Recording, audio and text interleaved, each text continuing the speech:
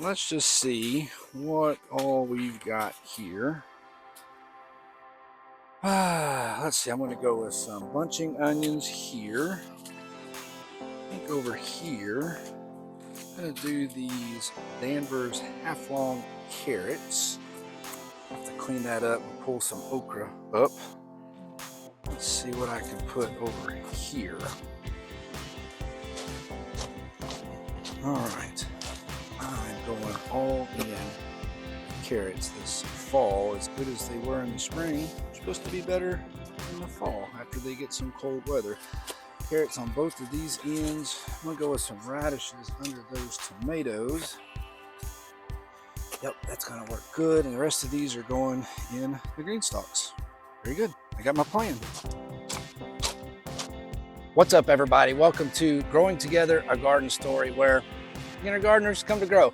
Hey, my name's Danny. I live here in Zone 8B, East Texas, and today we're going to talk about the 10 crops that I'm going to sow, whether it be directly in the raised beds or maybe in some starting trays for these green stalks right here. So join me for the ride. I'm going to show you exactly what I'm doing to prepare myself for a fall harvest. Well, first, we're going to talk about the seeds that I'm planning to sow, and then I'll kind of show you my plans and where I plan to put them. But first off, it's the perfect time for sugar snap peas. So this year, I'm going to try this dwarf sugar snap pea. This is a Tom Thumb dwarf in my gardener. I know everybody knows about their seeds, but I've had really good luck with theirs. This will be the first time that I'm growing a dwarf pea. Don't really know what to expect. I am going to plant it near my trellis just in case. But number one, sugar snap peas. In this case, Tom Thumb dwarf. Number two, y'all, I love choy, whether it be bok choy, pak choy, doesn't matter. I love choy in my salads. This time of year, it's a great time. As the weather cools off, these don't tend to bolt near as quickly. I'm going to try a few different kinds. I have Purple Lady. This one is fantastic. I really, really like it, and it's absolutely beautiful growing in the garden. I'm going to try Baby Milk. Very similar to just any choy that you're going to grow. These just happen to be tiny. You'll harvest these kind of, instead of cut and come again, just take the whole thing and put it in your salad. And then I have just a regular pak choy. This one might be more of a cut and come again for me. They get a little bit larger. I like to take the leaves and put them in my salad. But number two, for a fall garden, I'm going with the Choys. Number three, kind of staying in line with the Choys. This is another salad ad for me, Swiss chard. This is just a basic Swiss chard. It is mixed colors, very basic. Y'all, Swiss chard makes a wonderful addition to any salad. We also like to take Swiss chard and saute it in with some potatoes, maybe soups. Swiss chard is a fantastic crop to grow in the fall, and that is number three on my list, Swiss chard. Number four for me, this is a new one. I don't know if I'm going to, one, like it, or two, be able to grow it this late in the year, but I'm going to try Radicchio. I think this is absolutely beautiful. I feel like this would go great in a salad, in a fall salad, especially bring it some color, more color to a fall salad. So number four for me, again, it's new. I'm not sure how this one's going to go. If you know, if you've grown it before, drop me a comment. Radicchio, number four. Number five, I'm going to go with a couple different bunching onions. I have not had a whole lot of luck with bunching onions. I've tried on a couple of occasions and failed both times, but I'm going to try them again. Hopefully I can get these going. I know that they're frost hardy. They will tolerate some sort of cool weather, maybe not a freeze, but a light frost, and I'll cover them too. But I'm going to try to get bunching onions going. I have two different kinds here. This is one that has the, I don't know if y'all can even see that, but this one has the little clay coating. I bought these the beginning of the year. I think they'll still be good. I'm going to give them a try. And then, of course, just regular seeds for bunching onions. But number five, bunching onions, I'm going to give it another try. Number 6, I am going with carrots, and I'm going all in with carrots, y'all. I'm going to try 3 different varieties of carrots this fall. In the spring, I had a one good bunch of carrots that came out. My wife and I loved them. We sauteed them with some butter, maybe a little brown sugar. They were fantastic. So I'm going to go hard on carrots this fall. Everything I understand is that in the fall, once the weather cools off, maybe even the carrots get a frost on them, they become even sweeter. So number 6 is going to be carrots, 3 different varieties. I'm going hard on carrots this fall. Number 7 is radishes. Absolutely love radishes. I am 50 years old and I had never eaten a radish before until last fall. And I grew some radishes, found out how much I like them. I sliced them thinly and put them in my salads. I tried roasting some of them and they were super, super good roasted. So number 7 on my list of things to plant in the fall are going to be radishes. I really enjoyed the French breakfast radish last fall, but also just a little Easter egg blend. These little guys slice up great into a salad. So number 7, I'm going to go with radishes. I am going to succession sow these. So I'm going to put a few of each uh, variety in the beds this week, maybe a few more next week, maybe a few more the week after that. And the goal there is that I'm going to each week have radishes to harvest. But number 7, radishes for a fall salad. Number 8, I'm going to try beets. I've never had beets before. I've never grown beets before, but I'm going to try these Burpees golden beet. From what I understand, the golden beets are a lot sweeter than the red beets. So number 8, again, this is going to be something new for me. Yo, I like to grow all kinds of different things because I'm trying to learn what I enjoy. What do I like? What do I want to grow? I don't want to grow it if I'm not going to eat it. But right now I'm so new to gardening. I'm trying all different things so that I can learn what I like. So number 8, we're going to try the golden beet and see how I like it. Number 9, y'all probably can't read this on this package, but this is Bloomsdale long standing spinach. Y'all, who doesn't love spinach in their salad? Spinach here in East Texas will bolt super quickly. It's so hot, but in the fall, when the temperature starts to cool down, if I can keep up with it, this is going to be a great addition to my salad. So number 9 for me, Bloomsdale long standing spinach. We're going to add this to my salads. We'll mix it in with soups. We'll also saute it in with potatoes, long standing spinach for the fall. And I'm going to jump straight to number 10, cilantro, coriander, however you want to call it. Here in Texas, we call it cilantro, but I'm going to try cilantro again. I've done really well with this.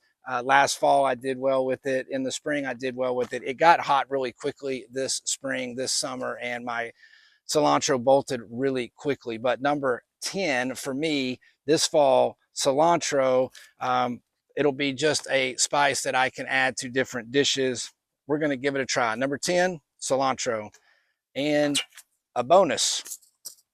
So number 11, a bonus. Y'all, I've got to grow more lemon basil. I started using lemon basil to make tea out of, and I've really grown to enjoy it. I am not weaning myself off of coffee by any means, but I find myself really enjoying the lemon basil tea at work rather than coffee. The less coffee, the better. Obviously, no caffeine or very little, if any, caffeine in basil. So caffeine-free basil tea, this is helping me slow down on the amount of coffee I am drinking thanks to Croc Gardner's challenge, or what he's challenging himself with. I decided I would give it a try too. So my bonus, lemon basil. Hopefully I have time to get some more dried so that I can have basil tea all winter long. This is where I'm going to put my peas. I'm going to put a row of peas in the back right along the trellis, just in case. These are dwarfs, so I'm not sure if they're going to need the trellis or not. If you know, let me know in the comments.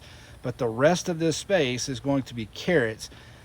I had a couple of tomato plants and some okra in this bed in this corner this spring. So I had to go in and try to remove all of the roots that I could to make room for the carrots, because we know that they need all the room they can get to grow. So I got that cleaned up. I did go ahead and amend it with some of my garden soil mix. And while I'm probably not going to show y'all how to plant all of these seeds, I think a lot of that is self-explanatory, even if you're a new gardener. But carrots are a different animal, so I am going to quickly show you exactly what I plan to do with these carrots. All right, with carrots, I want to try to get them in a line as best as I can. So I'm just going to use this spare or scrap piece of wood from making my planters. If you can see, this is my irrigation line. So my plan is to make me a good straight line in the soil. And then there's another irrigation. Maybe you can see it right there. So I'm going to go right dead center of that one. Make another line. And there's another irrigation back here. So I'm going to do 4 rows. I told y'all I was going to go hard on carrots this year. Actually, I'm going to do 3 rows. I'm going to do peas back here. I forgot about that. So I'm going to do 3 rows of carrots right here. Now, the trick with carrots, they need lots of moisture. They're very tough to germinate, sometimes taking 10 days to 14 days to germinate. So what I'm going to do, let's see, I've got it sitting over here. Once I get all of these sown, I will then come back and cover them with this cardboard, and I'll weigh them down with something. And after 7 days, I'm going to start checking underneath this cardboard to see if I have germination. Once I see germination, the cardboard will then come up. But I'll put this cardboard down. I'll go ahead and wet all of this cardboard in as well to help hold it, to help hold that moisture. We have to keep carrot seeds good and wet, good and moist, or they will not germinate. So that's my plan with the carrots. Try it. Some people use plywood to put over the top of the carrots. Whatever it takes, you have to keep it moist. Cardboard worked really well for me back in the spring, so I'm going to give cardboard a shot again this fall, and hopefully I'll have another really good round of carrots. The dwarf tomato bed will be where I'm going to try the spinach and the cilantro. So my hope here is, as the spinach and cilantro begin to come up, the dwarf tomatoes will shade them and protect them. Y'all, it doesn't cool off here in East Texas until closer to October. So I'm going to try to use the shade coming from the tomatoes to cool them off and hopefully prevent the cilantro and spinach from bolting. So that's what's going to go here in this bed, and that is my reasoning behind it, is to help them, keep them cool, and hopefully prevent them from bolting way too quickly. Here in this horseshoe bed, this is where I had all of my tomatoes this spring that have since been removed as the heat finally took them out. But like I said before, I am going to go hard with carrots. So in this corner will be one variety of carrots. Over in this corner will be another variety of carrots. I don't know if y'all can see that, but had a couple onions decide to start growing. Obviously, ones that I missed when I harvested this summer. But this is what I'm going to do with the carrots. Again, I'm going all in on carrots. I really enjoyed those, and hoping that I can get another good harvest this fall. Up there by those tomatoes will be some radishes, as well as over by those cherry tomatoes that I have left growing that are still producing and doing really well. But this horseshoe bed will be carrots, largely carrots, and then I will obviously succession sow some radishes. And last but not least, the green stalks. I have really cleaned them up. I've pulled all of the herbs that I had in them during the spring and summer, all of the flowers. I've pulled all that out, cleaned up the strawberries the best I could. Y'all, there were runners absolutely everywhere. I used what I could and got them going to fill in some holes, but I left several spots. several sales on the GreenStalk, and I'm going to put my Swiss Chard and my Choys over here. So that is my plan. I'm going to, GreenStalk will even tell you that it is tough to direct sow into a GreenStalk because it's hard to keep the soil moist enough to germinate the seeds. So all of the Swiss Chard and the Choys, I'm going to sow in seed trays, and then I will transplant them out when they're ready. And once we do that, the GreenStalk does a great job of keeping everything moist and watered, and I think they will do really, really well.